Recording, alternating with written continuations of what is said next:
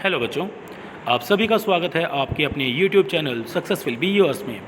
प्यारे बच्चों, आज की इस क्लास में हम 10th क्लास के सब्जेक्ट साइंस के चैप्टर नंबर 6 जैव प्रक्रम के विषय में अध्ययन करेंगे।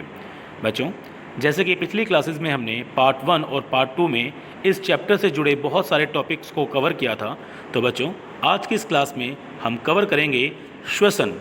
ये टॉपिक बच्चों बहुत ही इंपॉर्टेंट है क्योंकि पेपर में ये बहुत बार इससे जुड़े क्वेश्चंस पूछे जाते हैं। तो बच्चों आइए शुरू करते हैं आज की क्लास।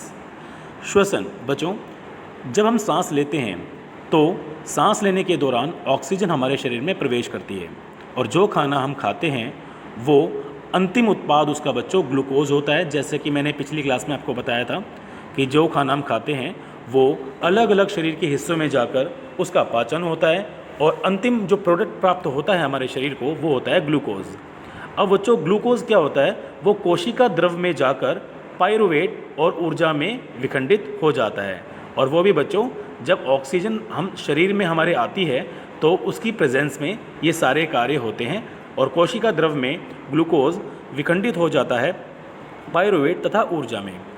बच्चों उसके बाद क्या होता है, उसके बाद भी बच्चों 3 स्टेप इसमें बताए गए हैं।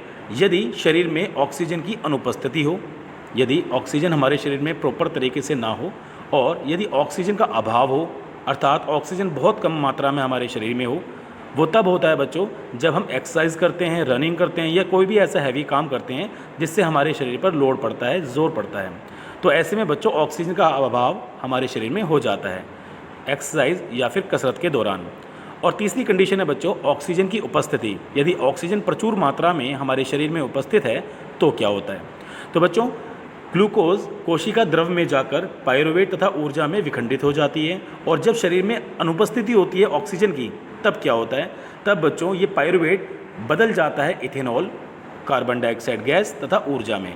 और ये ऊर्जा बहुत ही कम होती है और इसमें एक एग्जाम्पल दिया हुआ है यीस्ट किण्वन।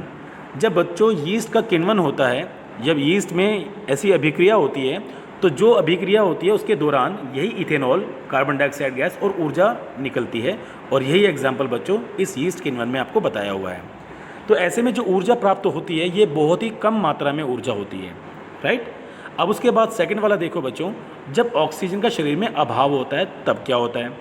बच्चों जब हम एक्सरसाइज करते हैं, कसरत करते हैं या रनिंग करते हैं तब ऐसे में जो पायरुवेट जो कन्वर्ट हुआ था ग्लूकोज के द्वारा, अब उसमें क्या होता है, उससे लैक्टिक एसिड तथा ऊर्जा में वो विखंडित हो जाता है। और ये काम कहाँ होता है, हमारी पेशीय कोशिका में। बच्चों आपने कभी भी नोटिस किया होगा जब आप रनिंग करते हो या हैवी एक्सरसाइज करते हो तो आपके शरीर के उस हिस्से में बहुत दर्द होता है जिसका आपने अधिक से अधिक प्रयोग किया। जैसे जब आप रनिंग करते हो तो दौड़ते समय आपके पैरों में बहुत दर्द होना शुरू हो जाता है बाद में, और जब आप एक्सरसाइज करते हो, कसरत करते हो, उसके बाद आपके हाथों में, जोड़ों में दर्द होना शुरू हो जाता है। वो इसीलिए होता है बच्चों क्योंकि जो पायरुवेट है ऑक्सीजन के अभाव में, अभाव भी बच्चों को ऑक्सीजन का इसलिए होता है क्योंकि जब आप एक्सरसाइज और रनिंग करते हो तो आपकी सांस फूलना शुरू हो जाती है ना, क्योंकि आपके शरीर में उस वक्त ऑक्सीजन बहुत कम होती है। ऐसे में ये पायरुवेट कन्वर्ट हो जाता है किसमें, लैक्टिक एसिड में, और यही लैक्टिक एसिड, यही लैक्टिक अम्ल आपके शरीर में दर्द का आपको अनुभव करवाता है। और ऊर्जा भी इसमें विखंडित होती है, लेकिन ये ऊर्जा बहुत ही कम मात्रा में हमारे शरीर को प्राप्त होती है, राइट। अब बच्चों इसमें तीसरी कंडीशन के बारे में बात करेंगे, जब हमारे शरीर में प्रचुर मात्रा में ऑक्सीजन उपस्थित है। जब हम नॉर्मली आराम से खाना खाते हैं और उसके बाद आराम करते हैं तो हमारे शरीर में ऑक्सीजन प्रचुर मात्रा में आती है श्वसन प्रक्रिया के दौरान। फिर उस वक्त क्या होता है, जो पायरुवेट है वो टूट जाता है कार्बन डाइऑक्साइड गैस, जल तथा ऊर्जा में। और यह क्रिया कहाँ होती है बच्चों, हमारे कोशिका के माइटोकॉन्ड्रिया में बच्चों। और ये जो ऊर्जा प्राप्त होती है हमें, इस केस में यह बहुत प्रचुर मात्रा में ऊर्जा हमें प्राप्त होती है हमारे शरीर को, राइट। अब यहाँ पर देखिए बच्चों, श्वसन को यहाँ पर 2 भागों में इस पर समझाया गया है कि श्वसन 2 प्रकार का होता है, जैसे वायवीय श्वसन और अवायवीय श्वसन। वायवीय श्वसन में बच्चों क्या होता है, जब हमारे शरीर में ऑक्सीजन की उपस्थिति प्रचुर मात्रा में होती है तब यह श्वसन कहलाता है वायवीय श्वसन। ऐसे में बच्चों ग्लूकोज का पूर्ण उपचयन होता है।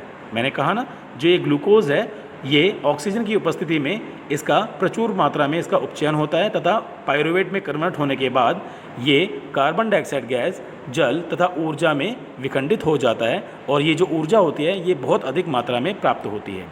राइट, यह कोशिका द्रव तथा माइटोकॉन्ड्रिया में ये प्रोसेस होता है। ये जो क्रिया होती है बच्चों, ये होती है माइटोकॉन्ड्रिया और कोशिका द्रव में, जो कि मैंने आपको बताया था। और इसमें ऊर्जा जो हमें प्राप्त होती है वह बहुत अधिक मात्रा में ऊर्जा में मिलती है और वो होते हैं बच्चों 36 ATP molecule, adenosine triphosphate, ATP की फुल फॉर्म होती है बच्चों। और ये 36 एटीपी के मॉलिक्यूल हमारे शरीर को ऊर्जा के रूप में प्राप्त होते हैं, जिसका हमारे शरीर के पूरे हिस्से में इस ऊर्जा को पहुंचाता है, वो भी कोशिकाओं तथा रक्त के द्वारा। राइट, और ये एग्जाम्पल बच्चों किसका है? मानव का, और जीव जंतुओं में भी ये श्वसन होता है। ठीक है बच्चों, उसके बाद बात करते हैं बच्चों अवायवीय श्वसन की। जब ऑक्सीजन की कमी होती है हमारे शरीर में या फिर ऑक्सीजन अनुपस्थित होती है, तब क्या होता है बच्चों?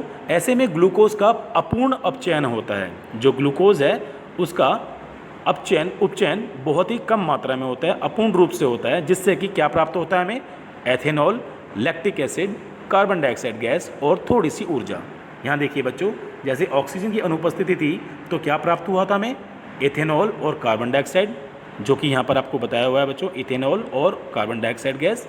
और जब ऑक्सीजन का अभाव अर्थात ऑक्सीजन बहुत कम है हमारे शरीर में, तब क्या होता है? तब हमें प्राप्त होता है बच्चों लैक्टिक अम्ल और ऊर्जा, जो कि यहाँ पर आपको नीचे इसमें बताया हुआ है। ये देखिए बच्चों, आपको यहाँ पर लैक्टिक अम्ल और ऊर्जा भी आपको प्राप्त होती है। राइट, तो बच्चों ये था वायवीय तथा अवायवीय श्वसन। ये दो प्रकार का श्वसन हमने सीखा और मैं आशा करता हूँ कि आपको ये कंटेंट समझ में आया होगा। चलिए बच्चों आगे चलते हैं। ये देखिए बच्चों, आपको इस चित्र में देखो, आपको मानव श्वसन तंत्र इसमें समझाया गया है। मानव श्वसन तंत्र में बच्चों सबसे पहले देखिए नासिका द्वार होता है, नाक, उसके बाद मुख गुहा हमारा मुंह, ग्रसनी जो खाना जिससे जाता है हमारे शरीर में, कंठ, श्वास नली और श्वसनिकाएँ और श्वसनिका, फुफ्फुस को बोलते हैं बच्चों फेफड़े, पसलियाँ, कूपिका कोश। और ये जो पूरा डायग्राम होता है बच्चों, ये होता है डायफ्राम, इसको डायफ्राम बोला जाता है। राइट, अब हम इसमें बच्चों पूरा टॉपिक कवर करेंगे कि ये होता क्या है और कौन कौन से अंग का क्या क्या काम होता है। बच्चों सबसे पहले हम जब सांस लेते हैं तो सांस लेना नाक के द्वारा होता है और नाक के द्वारा ऑक्सीजन हमारे शरीर में प्रवेश करती है। फिर वो ऑक्सीजन जाती है बच्चों ग्रसनी में। ग्रसनी ये नलिका होती है जिसके द्वारा खाद्य पदार्थ हमारे शरीर में जाता है, और ग्रसनी से ये जाता है बच्चों ऑक्सीजन कंठ में, हमारे गले में, और गले से बच्चों ये श्वास नली में प्रवेश करती है ऑक्सीजन। श्वास नली बच्चों यही साथ साथ जो ग्रसिका है उसके साथ साथ जारी होती है, और श्वास नली से यह ऑक्सीजन पहुंचती है श्वसनी में। श्वसनी बच्चों ये छोटे छोटे यहाँ पर आपको जो पार्टिकल्स दिखा रखे हैं श्वसनी हैं, जिससे श्वसनिकाओं तक ये ऑक्सीजन पहुँचाई जाती है। और श्वसनिका बच्चों कहाँ होती है? ये होती है फुफ्फुस, फेफड़ों में। तो पूरी ऑक्सीजन बच्चों आपके फेफड़े तक पहुँची, स्टेप बाय स्टेप। राइट, अब उसके बाद क्या होता है बच्चों? जब फेफड़ों में ऑक्सीजन प्रचुर मात्रा में पहुंच जाती है सांस लेने अथवा श्वसन के दौरान, उसके बाद बच्चों ये श्वसनिकाओं के द्वारा, श्वसनिका ये देखो बच्चों, आपको यहाँ पर एक डायग्राम दिखा रखा है, एक श्वसनिका में बच्चों जब ये ऑक्सीजन पहुँचती है तो ये इसकी श्वसनिका के अंतिम सिरे, जिसे कूपिका बोला जाता है, कूपिका कोश, ऑक्सीजन वहाँ तक जाती है। राइट, और कूपिका कोश में रुधिर वाहिकाएँ जुड़ी होती हैं, जिससे कि ऑक्सीजन इस कूपिका कोश के द्वारा वो रुधिर वाहिकाओं में आगे प्रवेश ऑक्सीजन कर जाती है। राइट, तो बच्चों इसको हम एक बार फिर से समझ लेते हैं ताकि आपको कोई कन्फ्यूजन ना हो। ऑक्सीजन हमारे नाक के द्वारा हमारे कंठ से होते हुए, श्वास नली से होते हुए श्वसनी तक जाती है, और श्वसनी से श्वसनिकाओं तक जाती है, जो कि हमारे फेफड़ों में उपस्थित होती है। और श्वसनिका का चित्र जैसे कि यहाँ दिया हुआ है, जब ऑक्सीजन श्वसनिका में जाती है तो उसके बाद श्वसनिका से होते हुए वो उसके अंतिम सिरे कूपिका तक पहुंचती है, जिसे कूपिका कोश भी कहा जाता है। उस कूपिका कोश के सिरे ये रुधिर वाहिकाओं के साथ जुड़े होते हैं, तो जो ऑक्सीजन श्वसनिकाओं में पहुंची और कूपिका तक पहुंची, तो कूपिका से होकर रुधिर वाहिकाओं तक वो आगे भेज दी जाती है, जिससे कि रुधिर वाहिकाओं के द्वारा ऑक्सीजन हमारे शरीर के हर हिस्से तक पहुँचाई जाती है। राइट, तो चलो बच्चों ये डायग्राम और आपको ये जितने भी पॉइंट्स आपको यहाँ पर दे रखे हैं वो आपको अच्छे से समझ में आ गए होंगे। आइए आगे चलते हैं बच्चों। मानव श्वसन क्रिया अब आपको समझाया गया है यहाँ पर कि मानव श्वसन क्रिया दो प्रकार से होती है। एक होता है बच्चों अंतःश्वसन और एक होता है उच्च श्वसन। अंतःश्वसन क्या होता है बच्चों? जब हम सांस अंदर लेते हैं हमारे शरीर में तो उस प्रक्रिया को कहा जाता है अंतःश्वसन। और अंतःश्वसन जब आप करते हो, जब सांस लेते हो, तो आपने कभी देखा होगा बच्चों, नोटिस भी किया होगा कि आपके फेफड़े थोड़े फूल जाते हैं, आपकी छाती सांस लेने के दौरान थोड़ी चौड़ी और फूल जाती है। तो इसीलिए बच्चों जो वृक्षीय गुहा है ये फैलती है और पसलियों में संलग्न पेशियाँ सिकुड़ जाती हैं। बच्चों जब हम सांस लेते हैं और ज़ोर से हमारी छाती और हमारा वक्ष स्थल फैल जाता है तो अंदर की पेशियाँ सिकुड़ जाती हैं और उसके बाद वक्ष ऊपर तथा बाहर की ओर गति करता है। हमारी छाती ऊपर की तरफ बाहर की तरफ आ जाती है जब हम सांस लेते हैं और गुहा में वायु का दाब कम हो जाता है और वायु फेफड़ों में भर जाती है। राइट? तो जो वायु फेफड़ों में भरती है उसी वजह से फेफड़ों का आकार बढ़ता है और हमें ऐसा फील होता है जैसे कि हमारी छाती भी चौड़ी हो रही है और थोड़ी उसमें हवा भरती जा रही है। ठीक है बच्चों। दूसरा है बच्चों उच्च श्वसन। उच्च श्वसन में बच्चों क्या होता है? जब हम सांस छोड़ते हैं तो ये प्रक्रिया को हम कहते हैं उच्च श्वसन। इसमें क्या होता है बच्चों? वृक्षीय गुहा अपने मूल आकार में वापस आ जाती है। नॉर्मल अपनी जो हमारी छाती है दोबारा सांस छोड़ने के दौरान दोबारा उसी नॉर्मल पोजीशन में आ जाती है और ऐसे में बच्चों पसलियों की पेशियाँ शिथिल पड़ जाती हैं और वक्ष अपने स्थान पर वापस आ जाता है। ऐसे में बच्चों गुहा में वायु का दाब बढ़ जाता है और वायु कार्बन डाइऑक्साइड के रूप में फेफड़ों से बाहर चली जाती है। राइट? तो बच्चों अब इसमें आगे आपको बताया हुआ है अंतःश्वसन में जैसे सांस द्वारा वायुमंडल से गैसों को अंदर ले जाया जाता है। उच्च श्वसन में हमारे फेफड़ों द्वारा जो कार्बन डाइऑक्साइड गैस है उसको बाहर निकाला जाता है शरीर से। और इसमें एग्जाम्पल दिया हुआ है बच्चों स्थलीय जीव का। स्थलीय जीव में देखो बच्चों श्वसन के लिए वायुमंडल से ऑक्सीजन का उपयोग करते हैं, जैसा कि मनुष्य मैंने आपको एग्जाम्पल दिया, और जीव जंतु। और जो जीव जल में रहते हैं वो भी ऑक्सीजन का प्रयोग करते हैं, लेकिन जल में घुली हुई ऑक्सीजन का उपयोग वो करते हैं। नॉर्मल ऑक्सीजन हवा में जैसे हम ऑक्सीजन का उपयोग करते हैं वैसे जलीय जीव नॉर्मल ऑक्सीजन का उपयोग नहीं कर सकते, वो जल में घुली हुई ऑक्सीजन का, जल में विलय ऑक्सीजन का उपयोग करते हैं। ठीक है बच्चों। अब मैं आपको बताता हूँ कि ये जो ऑक्सीजन हम ले रहे हैं, सांस लेते हैं, वो हमारे शरीर के हर हिस्से तक कैसे पहुँचती है और कार्बन डाइऑक्साइड गैस हमारे शरीर से बाहर कैसे निकलती है। राइट? तो चलो बच्चों अब जानते हैं कैसे होता है ये। बच्चों ये पॉइंट देखिए आप, कूपिका रक्त व ऊतकों के बीच में गैसों का आदान प्रदान। अब होता क्या है बच्चों? वायु जो हमने सांस के द्वारा अपने शरीर में प्रवेश कराई वो कूपिका तक पहुंचती है। जैसे कि मैंने आपको पूरा बताया था, कंठ से होते हुए, नलिका से होते हुए वो श्वसनिकाओं तक जाती है ऑक्सीजन, जो कि फेफड़ों में होती है, और श्वसनिकाएँ उसका अंतिम सिरा कूपिका कहलाता है। जब वो ऑक्सीजन कूपिका तक जाती है तो कूपिका के साथ रक्त वाहिनी जुड़ी होती है, जिससे कि रक्त वाहिनियों में ऑक्सीजन पहुंच जाती है। फिर बच्चों ये ऑक्सीजन हमारे शरीर के अंदर जो रक्त है उस रक्त के आरबीसी में हीमोग्लोबिन के साथ मिलकर हीमोग्लोबिन ऑक्सीजन बनाती है। मतलब इसको बोलते हैं ऑक्सीडाइज ब्लड। ये कौन सा ब्लड हुआ बच्चों? HbO2 ये ब्लड हुआ, ये रक्त हुआ ऑक्सीजनेटेड ब्लड, ऑक्सीकृत।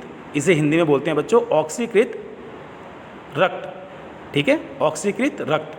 अब ये ऑक्सीकृत रक्त जिसके अंदर ऑक्सीजन प्रचुर मात्रा में है, ये हृदय द्वारा जुड़ी हुई धमनियों से, जो महाधमनी होती है, उसे छोटी छोटी धमनियों तक ये ऑक्सीजन हमारे शरीर के ऊतकों में पहुंचती है, जहां पर ऊतकों में जाने के बाद जो ग्लूकोज, जो खाना हमने खाया था उसका जो अंतिम प्रोडक्ट था, जो लास्ट उत्पाद था, वो होता है ग्लूकोज। उस ग्लूकोज का ये ऑक्सीजन करती है ऑक्सीकरण, उसका ऑक्सीडाइज उसको करती है, और उसके बाद ऑक्सीडाइज होने के बाद प्राप्त होता है हमें कार्बन डाइऑक्साइड गैस, वो भी हमें ऊतक में प्राप्त होता है। ठीक है, तो फिर क्या होता है बच्चों?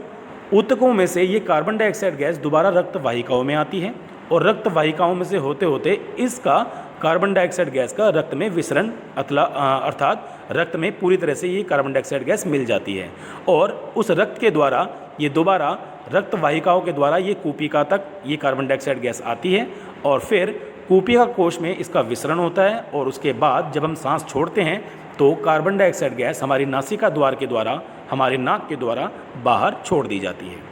तो बच्चों ये बहुत ही इंटरेस्टिंग और बहुत ही इम्पॉर्टेंट टॉपिक था जो कि हमने आज कवर किया।